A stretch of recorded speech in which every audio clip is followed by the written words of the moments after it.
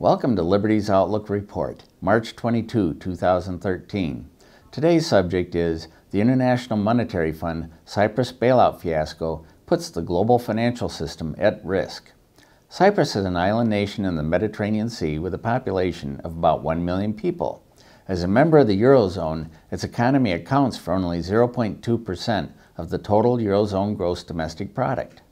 The Cypriot government, as well as banks in that country, had absorbed huge losses on investments in Greek government debt, enough so that the government sought a $20 billion bailout, similar to bailouts received by Greece, Spain, and Portugal. Compared to much larger bailouts received by other nations, Cyprus was a minor problem to be managed. After markets closed last Friday, the Cypriot government announced that a bailout deal had been reached with the International Monetary Fund. However, the IMF didn't offer a bailout to Cyprus along the same lines as negotiated with Greece, Portugal, or Spain.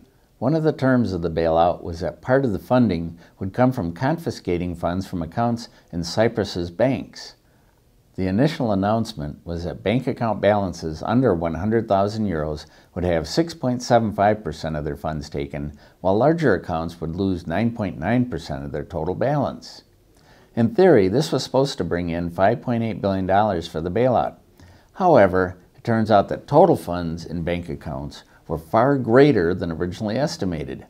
I've read one report that a single bank account is holding about $100 billion, which by itself would have yielded almost $10 billion in seized funds. It happens that Cyprus is a nation overwhelmingly used by Russians sending their funds out of the country.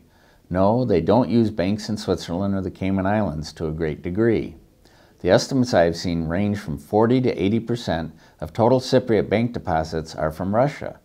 Out of this total, a high percentage comes from people formerly associated with the Soviet Union secret police, the KGB. Current Russian leader Vladimir Putin was a KGB officer for 16 years, rising to the rank of lieutenant colonel. If he doesn't personally have one or more bank accounts in Cyprus, he has a lot of friends who do. The seizure of funds occurred Friday night, so there was no opportunity for anyone to withdraw their funds to reduce or avoid the confiscation. Still, over this past weekend, citizens withdrew so much from bank ATMs that those machines ran out of funds. At first, the government of Cyprus had closed banks until Thursday, March 21. However, the Cypriot legislature failed to confirm the bank account confiscation program, euphemistically called taxes.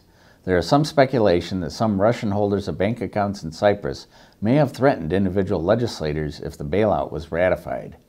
Earlier this week, the Cypriot government ordered banks to remain closed until March 26. There is a prospect that Gazprom and other Russian companies, perhaps with the support of the Russian government, may strike a deal for the bailout of the Cypriot government. No matter how matters progress in the future, the IMF can never again pretend that it is the international financial entity of last resort, since companies and possibly the government of a single nation might end up providing the bailout that the IMF was not able to do so. To salvage almost any kind of reputation for the IMF, it will almost certainly be forced to offer Cyprus a bailout on terms matching those of Greece, Portugal, and Spain, with none of the funding coming from Cypriot bank accounts. From being in a position to bully the government of Cyprus, the IMF must now compete to provide the bailout on terms favorable to the citizens of that nation to avoid losing face worse than it already has. There are several implications to the bailout fiasco in Cyprus that now puts the global financial system at higher risk of catastrophe.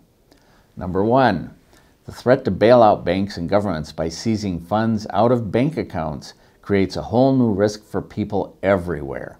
Already, the governments of Spain and New Zealand are looking at smaller scale versions of seizing funds out of banking accounts. What can happen to bank accounts anywhere in the world could end up occurring everywhere, even in America.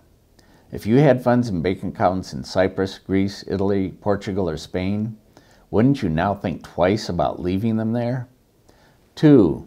In contemplating alternate means to find sources of the $5.8 billion portion of the Cyprus bailout, that government acknowledged that it considered seizing the assets of retirement accounts established by quasi-governmental entities. This single instance of a government pondering whether to confiscate assets in retirement accounts makes all retirement accounts around the world vulnerable. 3. The IMF bailout would be funded in large part officially by the European Central Bank. However, a good part of such funds would almost certainly, once again, come from the Federal Reserve. In effect, the companies and government of Russia are now in the position to dictate the financial arrangements of Western Europe and America. 4. The Cypriot government is also considering a possible replacement currency and withdrawing Cyprus from the Eurozone. Such a move would destabilize the euro currency and put European banks into more dire financial straits than they are already in.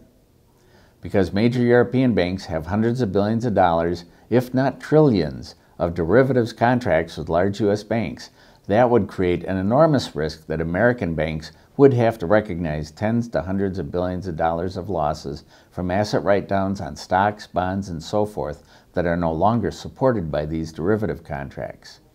5.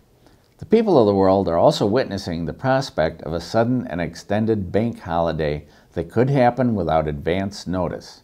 How many Americans now living paycheck to paycheck could survive the closure of all U.S. banks for 10 days? The political fallout of the International Monetary Fund Cyprus fiasco may already be playing out. Within 24 hours of the rejection of the bailout terms by the Cypriot government, French police raided the dwelling of the IMF Managing Director, Christine Lagarde.